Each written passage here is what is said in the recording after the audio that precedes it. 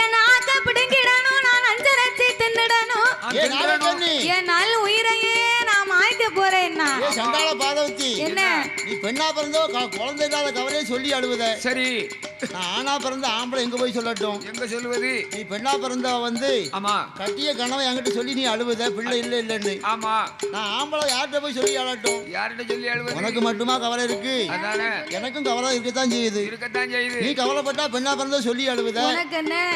நீ கவலை வந்தா காலையில எந்திரிச்ச உடனே ஆமா ஒரு பாட்டுல வாங்கி அடிச்சுட்டு குப்பரப்படுத்துருவேன். குப்புறப்படுப்பேன். நாங்க பொம்பளை என்ன செய்ய? நீ சொல்லி அழுவுத பெண்ணா பிறந்தவா. நான் ஆம்பளை என்ன செய்யட்டும்? அதிகாலை 5 மணிக்கு எந்திரிச்சு போய் சரி, டீ கடையில 1 டீயை குடிச்சிட்டு குடிச்சு போட்டு அங்கே பக்கத்துல இருக்க ஆளுக கிட்ட, அண்ணாச்சி அண்ணாச்சி எனக்கு பிள்ளை இல்ல, இல்ல எனக்கு குழந்தை இல்ல இல்ல அப்படி சொல்ல முடியுமா? முடியுமா? அப்படி சொன்னா என்ன செய்வான்? என்ன செய்வாங்க? காரி மூஞ்சில துப்பிடுவான். நல்ல வேளை அங்க துப்புனா. நீலாம் ஆம்பளையால காரி மூஞ்சில துப்புவாங்க. அது ஒரு பக்கம் இருந்தாலும் சரி, 4 பேரு 4 விதமா பேசுவாங்க. 4 விதமா எப்படி பேசுவான்? ஒருவன் சொல்லுவான், என்ன சொல்லுவான்? ஏல ஏல ஒரு ஆம்பளையா, என்னடி எப்படி பேச? ஏல கொஞ்சமாவது உனக்கு அறிவு இருக்கால? எனக்கு அறிவு இல்லையோ? உனக்கு கல்யாணமாகி எத்தனை வருஷம் ஆகுது? 12 வருஷம் ஆகுது. 12 வருஷமா பிள்ளை இல்லாம இருக்கிய. இருக்க மூத்தவளை டைவர்ஸ் பண்ண வேண்டியதானே? டைவர்ஸ் பண்ணிடலாமோ? அவ தங்கச்சி இருக்கா பாரு, உன் குழந்தையா. அவ சூப்பரா இருப்பா. சும்மா ஒரு காரியத்துக்கு சொன்னா இவ்வளவு காரியத்து சொன்னியோ? அப்ப சும்மா சொன்னதுக்கே இவ்வளவு வெக்க வந்துச்சுன்னா என் குழந்தைய ஞாபகப்படுத்திட்டியே. சரி, உன் குழந்தையா இருக்கலாடே, அவளை கூட்டிக்கிட்டு வா, அவளை கல்யாணம் பண்ணிக்கும் அப்படின்னு. அப்படி சொல்லு, அப்படி சொல்லு, அப்படி சொல்லு. கரெக்ட். என் ஞான கண்ணை திறந்துட்டேன். அதான் கெட்டு கிடக்க கேட்ல 8 கோட்டை சிறுபானியா. என்னமோ சொன்ன கதையில எலியில் அவுக்க கேட்டுச்சான் சபையில. இருக்க இருப்புக்கு இவளுக்கு இன்னொன்னு வேற கேக்கு. உன்ன மாதிரி இருக்கதனால நீ வந்து அப்படி ஆசைப்பட்ட. ஆனா நாகராஜன் வந்து அப்படி கிடையாது. சிறக்கழுத துணையா, ஒரு மனுஷனுக்கு எந்திரிச்சு நிக்கவே முடியலையா? அவனுக்கு 9 கொண்டாட்டி காட்டுச்சான். அத மாதிரி நீங்க எல்லாம் இப்படி நினைக்கிய. நாகராஜன் வந்து அப்படி நினைக்கல. நாகக்கண்ணி எனக்கு தான் ஒரு பிள்ளை இல்லவன்னா நீங்க இன்னொரு கல்யாணமாவது முடிக்கலாம்ல அப்படின்னு இவன் கேட்ட உடனே அப்பந்தான் நாகராஜன் சொன்னார், கோடி பண்ண கட்டினாலும் கட்டினாலும் கட்டினாலும் உன் குணத்தை போல கிடையாதம்மா, கிடையாதம்மா, உன் குணத்தை போல கிடையாதம்மா.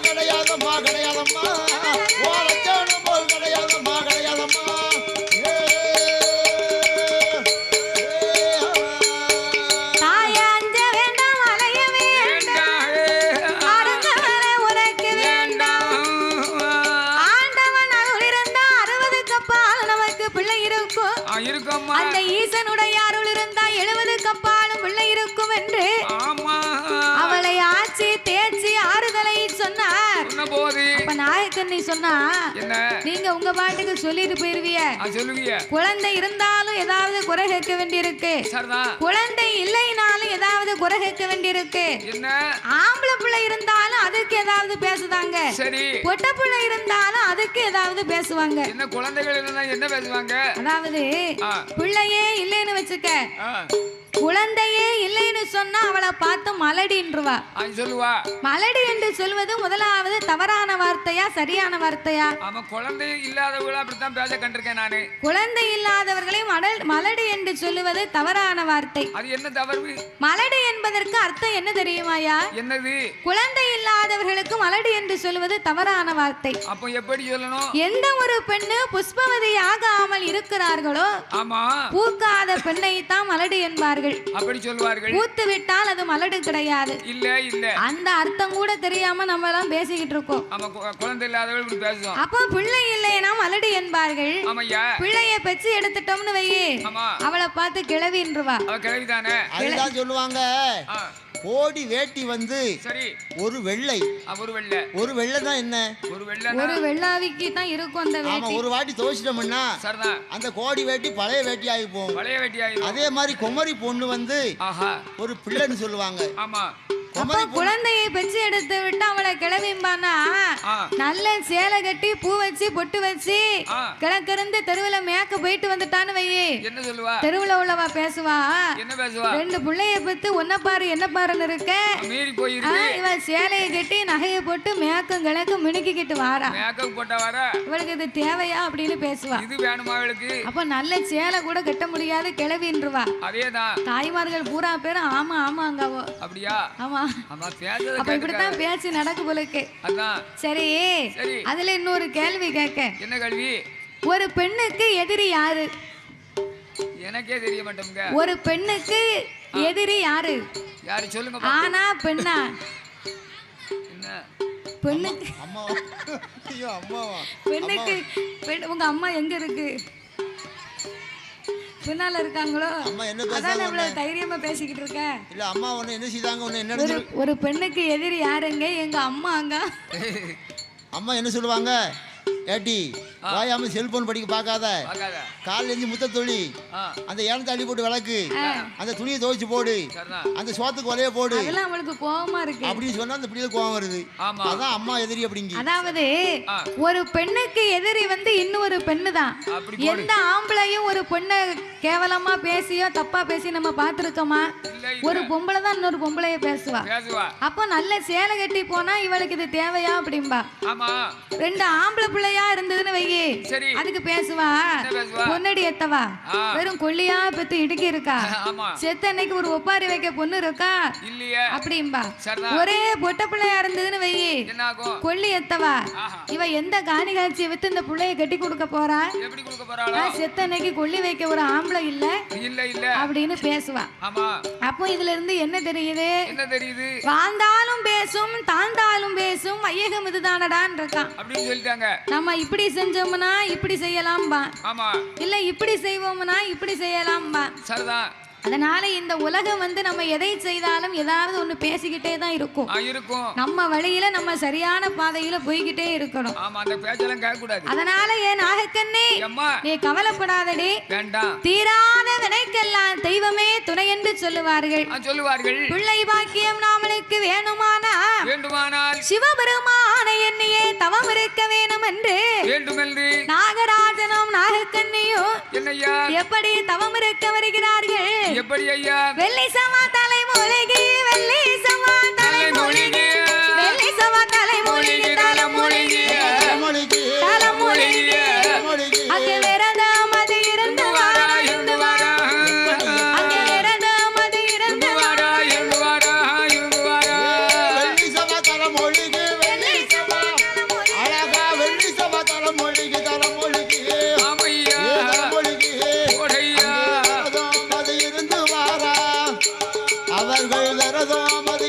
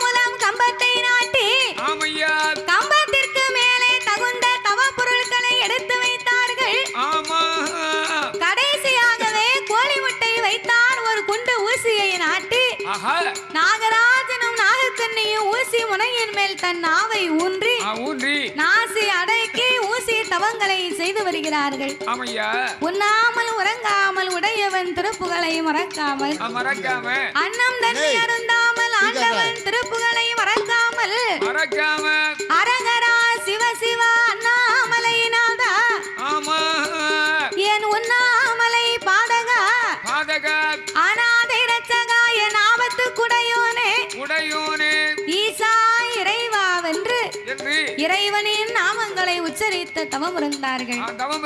ஒரு நாள் தவம் இருந்தாரா? ஒரு வாரங்கள் தவம் இருந்தாரா? ஈராறு 12 வருட காலங்களாக இறைவனாகிய சிவபெருமானை நினைத்து தவம் இருந்து வந்தார்கள். 2 கொடுங்க. 12 வருடமா பகவானை எதிர்பார்த்தார்கள். ஆண்டவன் இன்னைக்கு வருவார் இல்ல நாளைக்கு வருவாரு அப்படின்னு எதிர்பார்த்து காத்திருக்க சிவபெருமா வந்தபாடு இல்லை.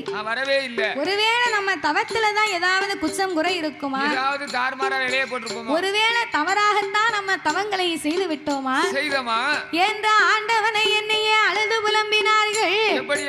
ஆண்டவனே பகவானே சம்போ சங்கரா, ஆண்டவனே பகவானே சம்போ சங்கரா, சிவ சம்போ சங்கரா, அடியார் செய்யும் தவத்தை பாரு சம்போ சங்கரா, இந்த அடியார் செய்யும் தவத்தை பாரு சம்போ சங்கரா, ஆண்டவனே பகவானே சம்போ சங்கரா, சம்போ சங்கரா, இந்த அடியார் செய்யும் தவத்தை பாரு சம்போ, இறைவா அடியார் செய்யும் தவத்தை பாரு சம்போ சங்கரா.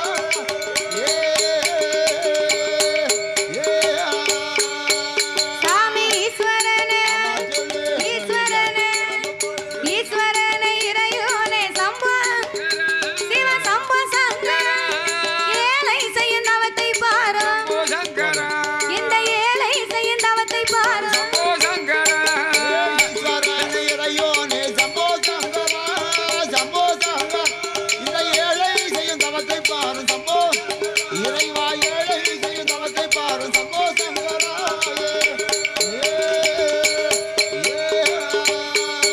சாமி என்ன குற்றம் என்ன குற்றம் என்ன குற்றம் செய்துட்டேனோ சிவ சம்போ சங்கரா, பாராமல் இருப்பதேனோ எங்களை பாராமல் இருப்பதேனோ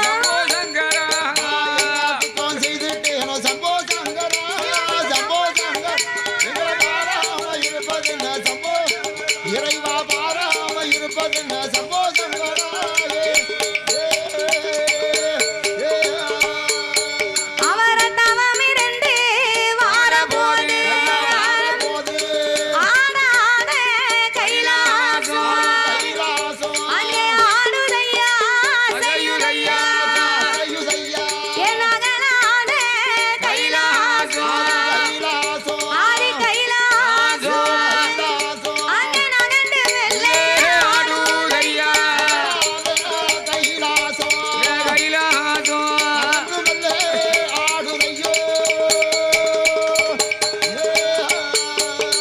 ஆடாத கைலாசம் ஆடுகின்றது அசைகின்றது, நகராத கைலாசம் நகண்டு மெல்ல ஆடும்போது அப்பந்தான் ஏறிட்டு பார்த்தார் இறைவனாகிய சிவபெருமான்.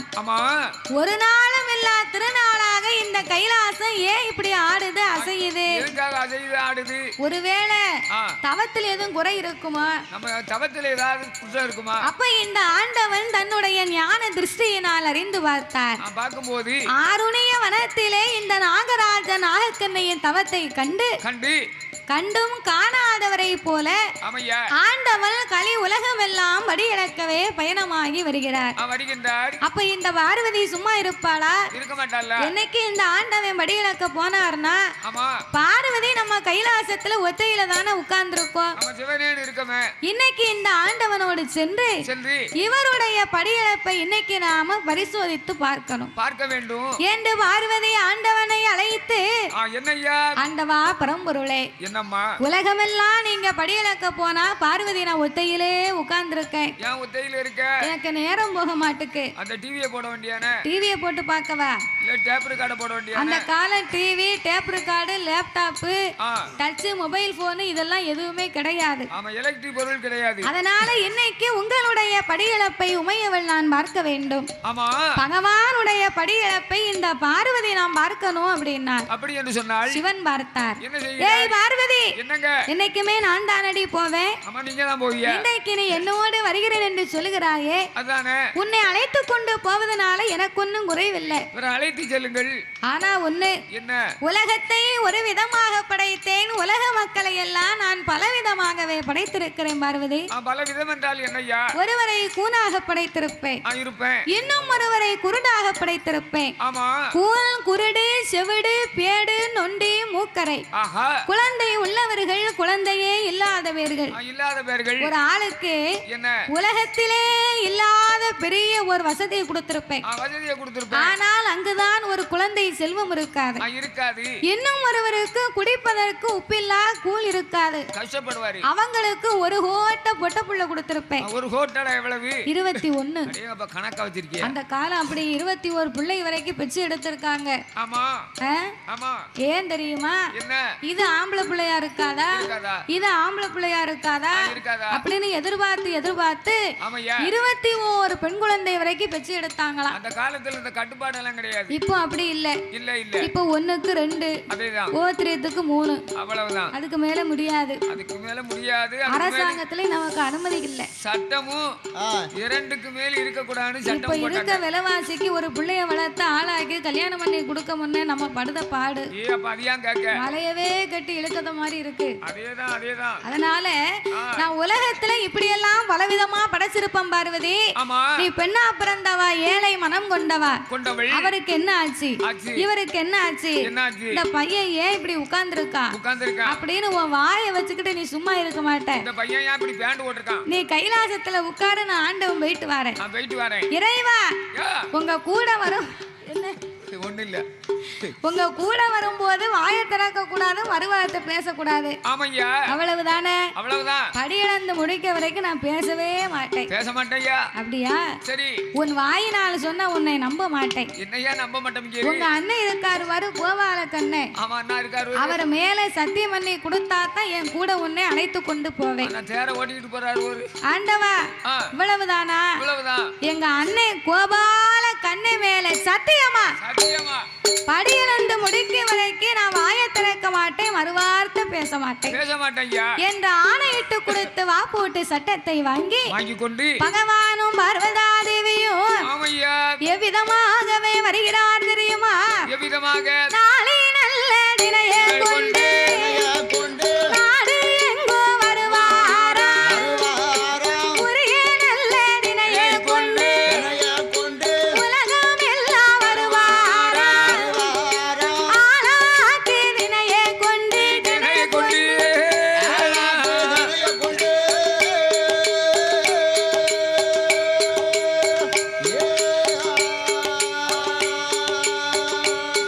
அவர் அகிலம் எல்லாம் வருவாரா,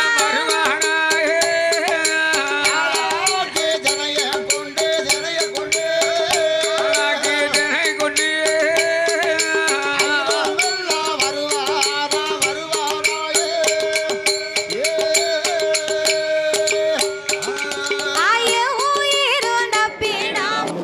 ஓவியம் யூடியூப் சேனலை லைக் பண்ணுங்கள், ஷேர் பண்ணுங்கள், சப்ஸ்கிரைப் பண்ணுங்கள், மறக்காமல் அந்த பெல் ஐக்கானை கிளிக் பண்ணுங்கள். இறையிழந்து வாராரு, ஆண்டவனை தான் அழைத்து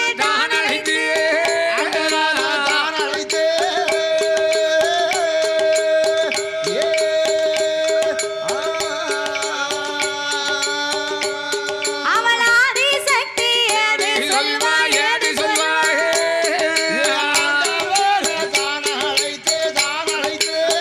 அந்த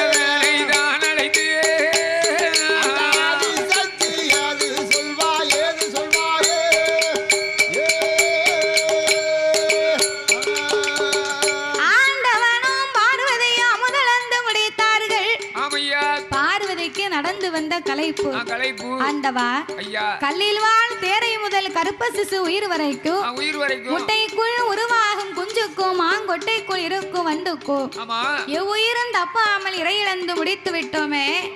நாம் பார்வதி நடந்து வந்ததுனால எனக்கு ரொம்ப களைப்பா இருக்கு. களைப்பாக இருப்பதனால கொஞ்ச நேரம் நம்ம இளைப்பாரி விட்டு கைலாசத்துக்கு போவோம் என்று கண்ணு கட்டிய தூரத்திலே ஒரு பெரிய ஆல விருட்சகத்தை கண்டார்கள். ஆல விருட்சகத்தை கண்ட உடனே பார்வதி மரத்துக்கு அடியிலே சென்று அமர்ந்திருக்க கீழே 10 ஆடு மாடுகள் மேய்ந்து கொண்டே இருந்தது. இந்த ஆடு மாடு மேய்க்கக்கூடிய ஒரு சின்ன பையன் உட்கார்ந்து இருந்தான் பாரு, பேண்ட் போட்ட தம்பி. அவன மாதிரி ஒரு 10 வயசு இருக்கும் பாத்துக்கோ. மரத்துக்கு மேல ஏறி முனிக்கொப்பிலே உட்கார்ந்து அடிக்கொப்பை வெட்டி கொண்டே இருக்கிறான். பார்வதி பார்த்தா ஐயோ என்ன புத்தி இல்லாத பிள்ளை, அறிவில்லாத பாலகன் முனிக்கொப்பிலே உட்கார்ந்தல்லவா அடிக்கொப்பை வெட்டி கொண்டிருக்கிறான். இங்க பாருங்க அக்கா, உங்களுக்கு எல்லாம் ஒரு क्वेश्चन இருக்கு. அக்கா கூட்டத்துக்கு போறேன் கேட்க மாட்டேங்க. தங்கச்சி ஏன் பேத்தி? உனக்கு தங்கச்சியா? உனக்கு தங்கச்சி எனக்கு பேத்தி. அப்படி சொல்லு. இப்போ ஒரு கேள்வி கேட்பேன். ரேச இடம் கிடைச்சிர கூடாது. கேள்வி கேட்பேன். சரி கவனமா கேளுங்க. கேட்கணும். சரியான பதில் சொன்னா எங்க தாத்தா 200 ரூபாய் தருவாரு. 200 ரூபாய் தான் என்கிட்ட இருக்கு. நான் எடுத்து உடனே கொடுத்துருவேன். சரி 500 ரூபாய் தருவாரு. உங்க கணக்கே வரேனே. கரெக்டா சொன்னாதான். சொல்லல திருவிழா நடந்தா தரடா நம்ம.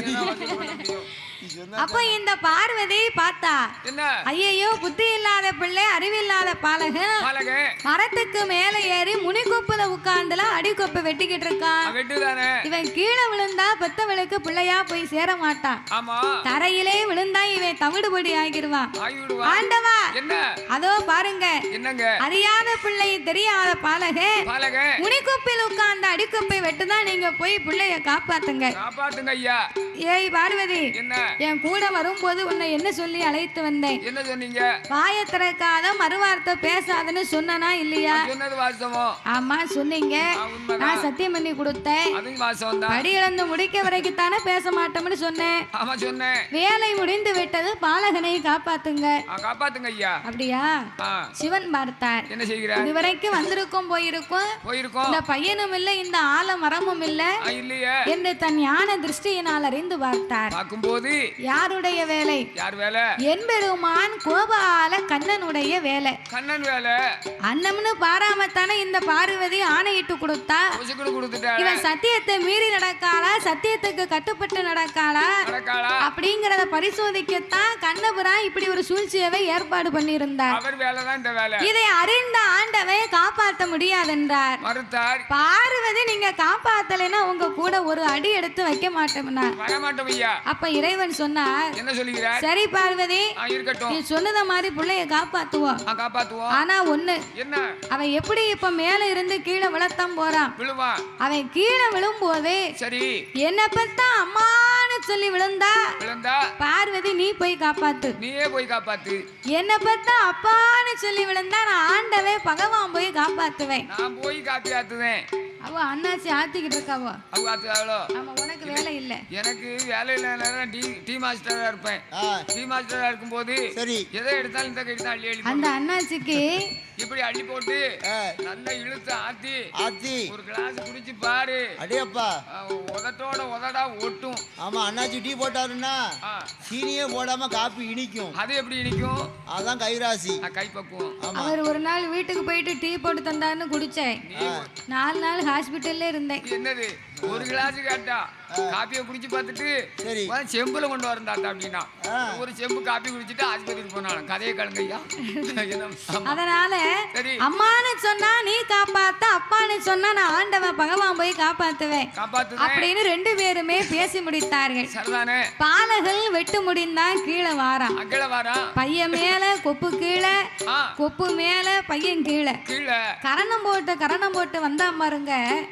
ஏ பாவி, உயிர் மேல ஆசை இருந்தால் என்ன பத்தா அம்மான்னு சொல்லி இருக்கலாம், இல்ல என்ன பத்தா அப்பான்னு சொல்லி இருக்கலாம். இவன் அம்மாவென்றும் சொல்லவில்லை, அப்பாவென்றும் சொல்லவில்லை. அத்தனை வெட்டு பாவி எதை சொன்னா? 500 ரூபாய். கண்ணாடி கொண்டா முழு தாள் பச்சை தாள். கண்ணாடியை கொண்டா. கண்ணாடி 500 ரூபாய் இல்ல. அம்மான்னு சொல்லல, அப்பான்னு சொல்லல. அப்பான்னு அப்பா சொல்லல. வேற என்ன சொன்னா? ஒருவேளை ஈன்னு வந்துருப்பானோ? நீங்க சொன்னது எனக்கு கேட்கல. ஐயோ, இப்ப நான் தான் ஐயோ நீங்க சொல்லுத பதில பார்த்தா கீழே விழும்போது எப்படி விழுந்திருப்பான்? கீழே விழுந்தா கேட்கல.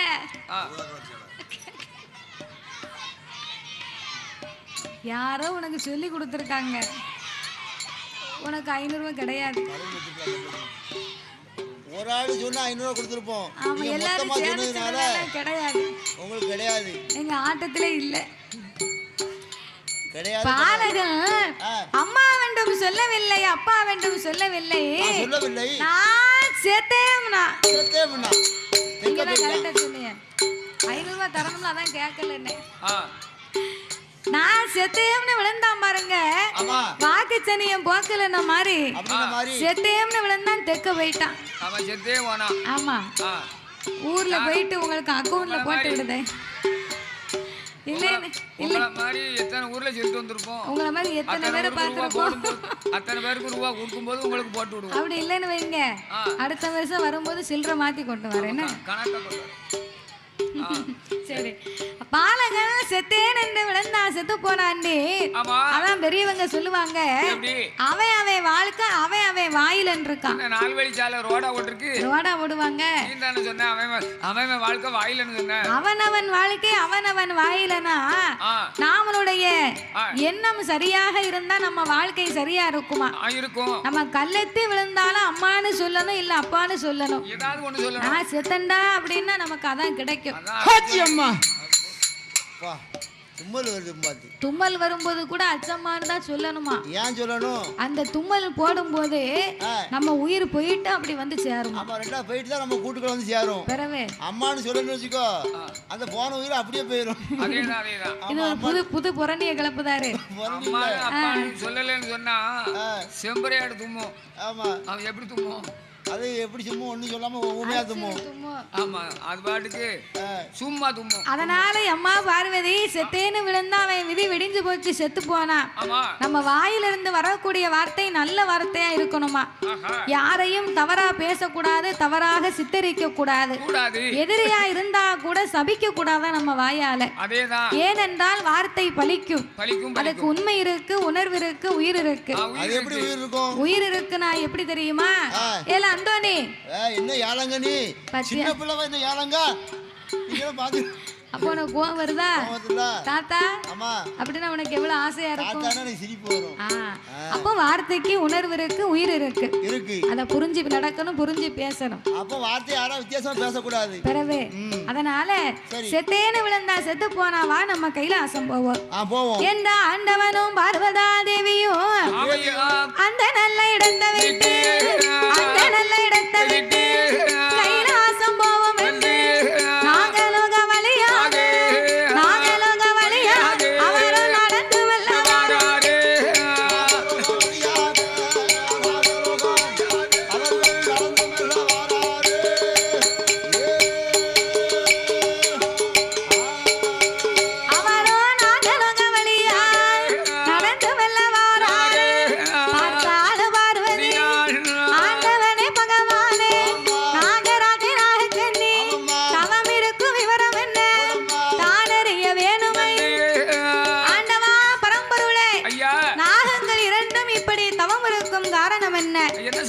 ரெண்டு பேருக்கும் 12 வருடமா பிள்ளை இல்ல. அதனால என்னை நினைத்து தவம் இருக்கிறார். உனக்கு என்ன வந்திருக்கு? இறைவா, இறையிழந்து வாராரே ஆண்டவனே தான் அழைத்து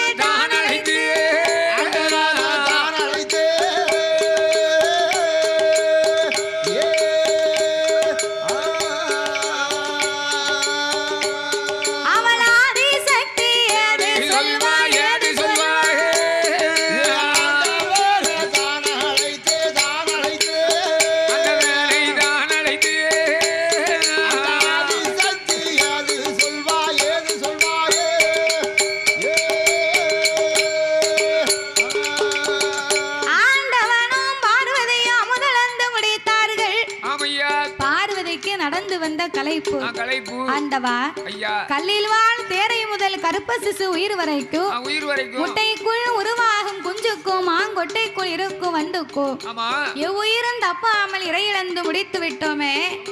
நாம் பார்வதி நடந்து வந்ததனால எனக்கு ரொம்ப களைப்பா இருக்கு. களைப்பாக இருப்பதனால கொஞ்ச நேரம் நம்ம இளைப்பாரி விட்டு கைலாசத்துக்கு போவோம் என்று கண்ணு கட்டிய தூரத்திலே ஒரு பெரிய ஆல விருட்சகத்தை கண்டார்கள். ஆல விருட்சகத்தை கண்டவுடனே பார்வதி மரத்துக்கு அடியிலே சென்று அமர்ந்திருக்க கீழே 10 ஆடு மாடுகள் மேய்ந்து கொண்டே இருந்தது. இந்த ஆடு மாடு மேய்க்கக்கூடிய ஒரு சின்ன பையன் உட்கார்ந்து இருந்தான் பாரு, பேண்ட் போட்ட தம்பி. அவன மாதிரி ஒரு 10 வயசு இருக்கும் பாத்துக்கோ. மரத்துக்கு மேல ஏறி முனிக்கொப்பிலே உட்கார்ந்து அடிக்கொப்பை வெட்டி கொண்டே இருக்கிறான். பார்வதி பார்த்தா ஐயையோ, புத்தி இல்லாத பிள்ளை, அறிவில்லாத பாலகன் முனிக்கொப்பிலே உட்கார்ந்தல்லவா அடிக்கொப்பை வெட்டி கொண்டிருக்கிறான். பாருங்க அக்கா, உங்களுக்கு எல்லாம் ஒரு क्वेश्चन இருக்கு. அக்கா கூட்டத்துக்கு போறேன் கேட்க மாட்டேங்க. தங்கச்சி ஏன் பேத்தி? உனக்கு தங்கச்சியா? உனக்கு தங்கச்சி எனக்கு பேத்தி. அப்படி சொல்லு. இப்போ ஒரு கேள்வி கேட்பேன். இடம் கிடைச்சிடக்கூடாது. கேள்வி கேட்பேன். சரி, கவனமா கேளுங்க. கேட்கணும். சரியான பதில் சொன்னா எங்க தாத்தா 200 ரூபாய் தருவாரு. 200 ரூபாய் என்கிட்ட இருக்கு, நான் எடுத்து உடனே கொடுத்துருவேன். சரி, 500 ரூபாய் தருவாரு. உங்க கணக்கே வாரேனே. கரெக்டா சொன்னாதான். சொல்லல திருவிழா நடந்தா தரடா நம்ம. அப்ப இந்த பார்வதி பார்த்தா ஐயோ, புத்தி இல்லாத பிள்ளை, அறிவில்லாத பாலகன் மரத்துக்கு மேல ஏறி முனிக்கொப்புல உட்கார்ந்துல அடிக்கொப்பை வெட்டிக்கிட்டு இருக்கான். இவன் கீழே விழுந்தா பெத்தவளுக்கு பிள்ளையா போய் சேர மாட்டான். தரையிலே விழுந்தா இவன் தவிடுபடி ஆகிடுவான். ஆண்டவா, அதோ பாருங்க, அறியாத பிள்ளை, தெரியாத பாலகன் முனிக்கொப்பில் உட்கார்ந்து அடிக்கொப்பை வெட்டுதான். நீங்க போய் பிள்ளைய காப்பாத்துங்க. ஏய் பார்வதி, என் கூட வரும்போது உன்னை என்ன சொல்லி அழைத்து வந்தேன்? என்ன சொன்னீங்க? வாயை திறக்காத, மறுவார்த்தை பேசாதன்னு சொன்னனா இல்லையா? சொன்னது வாஸ்தவம். ஆமா சொன்னீங்க. நான் சத்தியம் பண்ணி கொடுத்தேன். படி இழந்து முடிக்க வரைக்கும் தானே பேச மாட்டோம்னு சொன்னேன். ஆமா சொன்னேன். வேலை முடிந்து விட்டது, பாலகனை காப்பாத்துங்க. காப்பாத்துங்க ஐயா. அப்படியா? சிவன் பார்த்தார். என்ன செய்கிறார்? இதுவரைக்கும் வந்திருக்கும் போயிருக்கும். இந்த பையனும் இல்ல, இந்த ஆல மரமும் இல்ல என்று தன் ஞான திருஷ்டியினால் அறிந்து பார்த்தார். பார்க்கும்போது யாருடைய வேலை? யார் வேலை? என்பெருமான் கோபால கண்ணனுடைய வேலை. கண்ணன் வேலை. அன்னம்னு பாராமத்தானே இந்த பார்வதி ஆணையிட்டு கொடுத்தா. இவன் சத்தியத்தை மீறி நடக்காளா, சத்தியத்துக்கு கட்டுப்பட்டு நடக்காளா அப்படிங்கறத பரிசோதிக்கத்தான் கண்ணபுரான் இப்படி ஒரு சூழ்ச்சியவை ஏற்பாடு பண்ணியிருந்தார். இதை அறிந்த ஆண்டவை காப்பாற்ற முடியாதென்றார். பார்வதி, நீங்க காப்பாத்தலைன்னா உங்க கூட ஒரு அடி எடுத்து வைக்க மாட்டோம்னா. அப்ப இறைவன் சொன்னார், என்ன சொல்லுகிறார்? சரி பார்வதி, நீ சொன்னத மாதிரி பிள்ளைய காப்பாத்துவோம். ஆனா ஒண்ணு, அவன் எப்படி இப்ப மேல இருந்து கீழே விழத்தான் போறான். அவன் கீழே விழும்போது சரி என்ன பத்தா அம்மான்னு சொல்லி விழுந்தா பார்வதி நீ போய் காப்பாத்து. நீயே போய் காப்பாத்து. என்ன பத்தா அப்பான்னு சொல்லி விழுந்தா நான் ஆண்டவே பகவான் போய் காப்பாத்துவேன். நான் போய் காப்பாத்துவேன். அவ அண்ணாச்சி ஆத்திக்கிட்டு இருக்காவோ. ஆமா, உனக்கு வேலை இல்ல. எனக்கு வேலை இல்ல, டீ மாஸ்டரா இருப்பேன். டீ மாஸ்டரா இருக்கும்போது சரி எதை எடுத்தாலும் இந்த கைட்டு அள்ளி அள்ளி அந்த அண்ணாச்சிக்கு இப்படி அள்ளி போட்டு நல்லா இழுத்து ஆத்தி ஒரு கிளாஸ் குடிச்சு பாரு. அடேப்பா, உதட்டோட உதடா ஒட்டும். ஆமா, அண்ணாச்சி டீ போட்டாருன்னா சீனியே போடாம காப்பி இனிக்கும். அது எப்படி இனிக்கும்? அதான் கைராசி, கைப்பக்குவம். அவர் ஒரு நாள் வீட்டுக்கு போயிட்டு டீ போட்டு தந்தாருன்னு குடிச்சேன். 4 நாள் ஹாஸ்பிட்டல்ல இருந்தேன். என்னது, ஒரு கிளாஸ் கேட்டா காப்பியை குடிச்சு பார்த்துட்டு சரி செம்புல கொண்டு வரந்தாத்தா அப்படின்னா ஒரு செம்பு காப்பி குடிச்சிட்டு ஆஸ்பத்திரிக்கு போனாலும் கதையை கலங்கையா. அதனால அம்மான்னு சொன்னா நீ காப்பாத்த, அப்பான்னு சொன்னா நான் ஆண்டவன் பகவான் போய் காப்பாத்துவேன் அப்படின்னு 2 பேருமே பேசி முடித்தார்கள். சரிதானே? பாலகள் வெட்டு முடிந்தா கீழே வாரான். பையன் மேல கொப்பு கீழே, கொப்பு மேல பையன் கீழே. கரணம் போட்டு வந்தா பாருங்க. ஏ பாவி, என்ன உயிர் மேல ஆசை இருந்தால் என்ன பத்தா அம்மான்னு சொல்லி இருக்கலாம், இல்ல என்ன பத்தா அப்பான்னு சொல்லி இருக்கலாம். இவன் அம்மாவென்றும் சொல்லவில்லை, அப்பாவென்றும் சொல்லவில்லை. அத்தனை வெட்டு பாவி எதை சொன்னா? 500 ரூபாய். கண்ணாடி கொண்டா கண்ணாடி கொண்டா முழு தாள் பச்சை தாள் கண்ணாடி கொண்டா கண்ணாடி 500 ரூபாய் இல்ல. அம்மான்னு சொல்லல, அப்பான்னு சொல்லல, அப்பான்னு அப்பா சொல்லல. வேற என்ன சொன்னா? ஒருவேளை ஈன்னு வந்துருப்பானோ? நீங்க சொன்னது எனக்கு கேட்கல.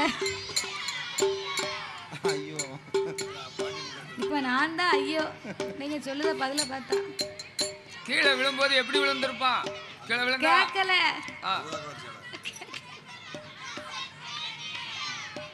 யாரோ உனக்கு சொல்லி கொடுத்துருக்காங்க. உனக்கு 500 ரூபாய் கிடையாது. ஒரு ஆளு சொன்னா 500 ரூபாய் கொடுத்துருப்போம். ஆமா, நீங்க எல்லாரும் மொத்தமா சேர்ந்து சொன்னதுனால சொன்னதால கிடையாது. உங்களுக்கு கிடையாது. எங்க ஆட்டத்திலே இல்ல. கிடையாது. பாலகன் அம்மா வேண்டும் சொல்லவில்லை, அப்பா வேண்டும் சொல்லவில்லை, நான் சொல்லவில்லை. நான் செத்தேம்னா. செத்தேம்னா. நீங்க தான் கரெக்டா சொன்னீங்க. 500 ரூபாய் தரணும்ல, அதான் கேட்கல என்ன. நான் செத்தேம்னு விழுந்தான் பாருங்க. வாக்கு சனியம் போக்கலன்ன மாதிரி செத்தேம்னு விழுந்தான் தெக்க போயிட்டான். அவன் செத்தே போனா. ஆமா, ஊர்ல போயிட்டு உங்களுக்கு அக்கவுண்ட்ல போட்டு விடுதேன். உங்கள மாதிரி எத்தனை ஊர்ல செத்து வந்திருப்போம். உங்கள மாதிரி எத்தனை பேரை பார்த்திருப்போம். அத்தனை பேருக்கு ரூபா கொடுக்கும்போது உங்களுக்கு போட்டு விடுவோம். அப்படி இல்லைன்னு வைங்க, அடுத்த வருஷம் வரும்போது சில்லறை மாத்தி கொண்டு வரேன். கணக்கா கொண்டு சரி, பாலகன் செத்தேன் என்று விழுந்தான், செத்து போனாண்டி. அதான் பெரியவங்க சொல்லுவாங்க, அவன் அவன் வாழ்க்கை அவன் அவன் வாயிலன்னு இருக்கான். 4 வழி சாலை ரோடா ஓட்டிருக்கு, ரோடா ஓடுவாங்க. அவன் வாழ்க்கை வாயிலன்னு சொன்ன. அவனவன் வாழ்க்கை அவனவன் வாயிலனா நாமளுடைய எண்ணம் சரியாக இருந்தா நம்ம வாழ்க்கை சரியா இருக்குமா? இருக்கும். நம்ம கல்லெத்தி விழுந்தாலும் அம்மான்னு சொல்லணும், இல்ல அப்பான்னு சொல்லணும். ஏதாவது ஒண்ணு சொல்லணும். நான் செத்தண்டா அப்படின்னா நமக்கு அதான் கிடைக்கும். தும்மல் வரும்போது கூட அச்சம்மான்னு தான் சொல்லணுமா? ஏன் சொல்லணும்? அந்த தும்மல் போடும்போது நம்ம உயிர் போயிட்டு அப்படி வந்து சேரும். ஆமா, ரெண்டா போயிட்டு தான் நம்ம கூட்டுக்குள்ள வந்து சேரும். பிறவே அம்மான்னு சொல்லணும்னு வச்சுக்கோ, அந்த போன உயிர் அப்படியே போயிடும். இது ஒரு புது புது புரணிய கிளப்புதாரு. சொல்லலன்னு சொன்னா செம்பரையாடு தும்மும். ஆமா, அவன் எப்படி தும்மும்? அது எப்படி சும்மா ஒண்ணு சொல்லாம ஊமையா தும்மும். ஆமா, அது பாட்டுக்கு சும்மா தும்மும். அதனால அம்மா பார்வதி செத்தேன்னு விழுந்தா அவன் விதி விடிஞ்சு போச்சு, செத்து போனா. நம்ம வாயிலிருந்து வரக்கூடிய வார்த்தை நல்ல வார்த்தையா இருக்கணுமா? யாரையும் தவறா பேசக்கூடாது, தவறாக சித்தரிக்க கூடாது. எதிரியா இருந்தா கூட சபிக்க கூடாது நம்ம வாயால. ஏனென்றால் வார்த்தை பலிக்கும். அதுக்கு உண்மை இருக்கு, உணர்வு இருக்கு, உயிர் இருக்கு. உயிர் இருக்கு. நான் எப்படி தெரியுமா? ஏல அந்தோனி, என்ன யாழங்க நீ? சின்ன பிள்ளை என்ன யாழங்க? நீங்க பாத்து அப்போ உனக்கு கோவம் வருதா தாத்தா? அப்படின்னா உனக்கு எவ்வளவு ஆசையா இருக்கும். அப்போ வார்த்தைக்கு உணர்வு இருக்கு, உயிர் இருக்கு. அத புரிஞ்சு நடக்கணும், புரிஞ்சு பேசணும். அப்போ வார்த்தை யாரா வித்தியாசமா பேசக்கூடாது. பிறவே அதனால செத்தேன்னு விழுந்தா செத்து போனாவா நம்ம கைலாசம் போவோம். எந்த ஆண்டவனும் பார்வதா தேவியும் அந்த நல்ல இடத்தை விட்டு, அந்த நல்ல இடத்தை விட்டு கைலாசம் போவோம் என்று நாங்களும்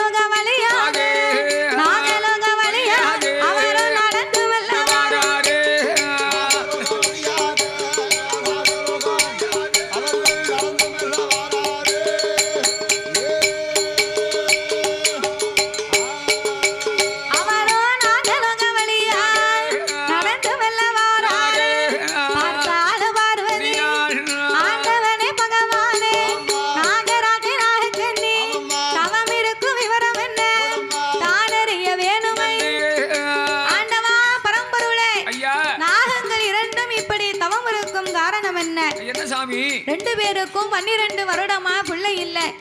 அதனால என்னை நினைத்து தவம் இருக்கிறார். உனக்கு என்ன வந்திருக்கு?